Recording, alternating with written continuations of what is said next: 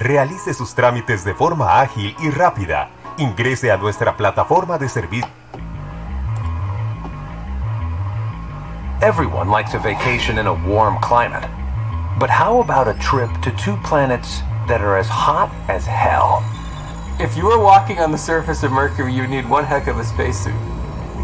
Mysterious Mercury appears lifeless and desolate, but hidden deep inside is a clue to a different past.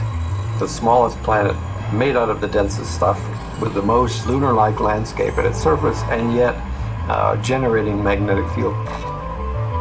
It's a planet that's part furnace, part freezer. As you get to the higher latitudes on Mercury, the ice is contained in places where literally the sun never shines. But it's nearby Venus, goddess of love, who will really melt your heart and crush your defenses at the same time. So this is the hell. Real hell. Once the twin of Earth, something went wrong here. Terribly wrong. At some point, Venus had an ocean's worth of water that is now gone. What turned Venus from paradise to pressure cooker? I like to use that word alien with Venus. I think Venus is the most alien planet we have. Could this really be our future?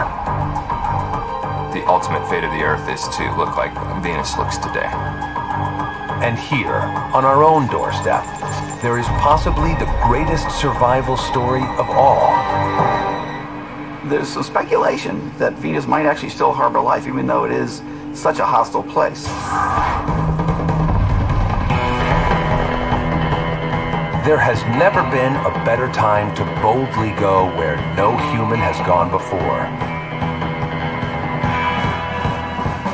To follow in the footsteps of our robot pioneers and visit the planets of the solar system.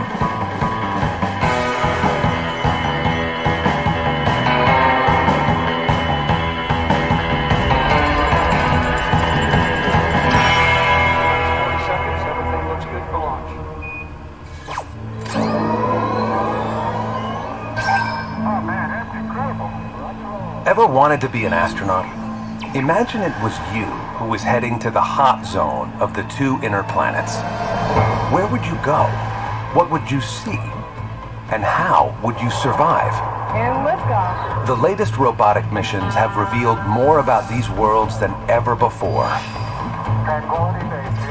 Armed with this new knowledge, think of this as your personal travel guide to our near neighbors.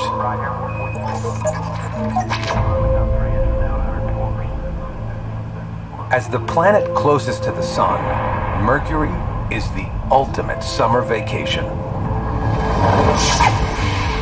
Step out of your spacecraft, and sizzling temperatures are guaranteed for a day that lasts 3 months.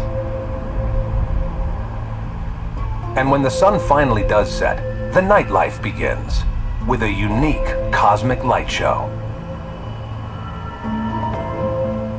This is one pockmarked planet worth taking a closer look at. Like our moon, Mercury is covered in craters.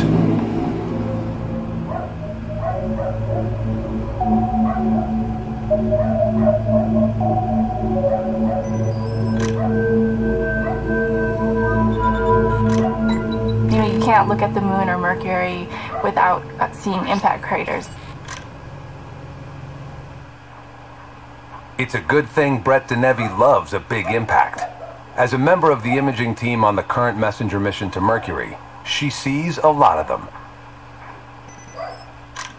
What's exciting for me is I get to be one of the first people to see these images of, places on the planet that we've never seen before. Most people come here to Meteor Crater in Arizona to see a big hole in the ground. Brett's desires run deeper. If you want to study impact craters on Mercury, this is the best place to come. This is the most well-preserved impact crater on Earth. It's the closest you're going to get. Wonder what it would be like to take a stroll on Mercury? You can walk around Meteor Crater in about an hour. But on Mercury, you wouldn't know when to stop. Craters here stretch as far as the eye can see.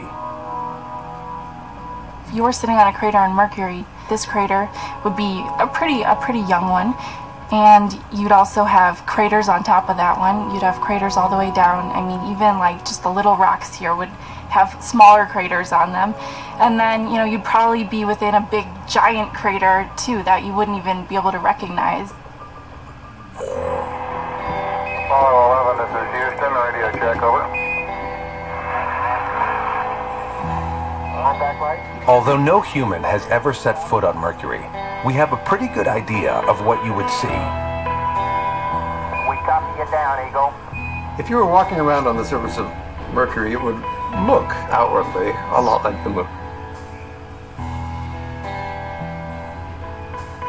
When you step onto Mercury, you step into a world with no real atmosphere, where the sky is as black as night and ablaze in sunshine,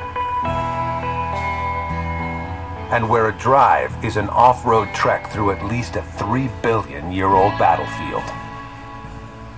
Big craters, small craters, craters everywhere. So that's your first impression looking at it. Like the moon, Mercury took most of its battering early on.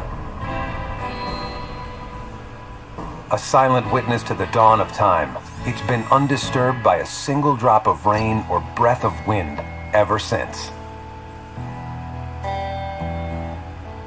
For the most part, the surface of Mercury has been frozen in time for periods of billions of years. And you may say that's boring, but not necessarily. It's a good thing because these planets such as Mercury and the Moon preserve a record of what was going on during this critical early period of the solar system's formation. And so we can basically study it there because it's laying right on the surface. Every stone and crater of this pockmarked world has the potential to gaze back 4.5 billion years. But counting these craters is just the first challenge when it comes to revealing a planet like Mercury. It's always low on the horizon, so it's hard to point a telescope at it from Earth. It's hard to get into orbit around Mercury because it's so close to the sun. For that reason, Mercury remains one of the most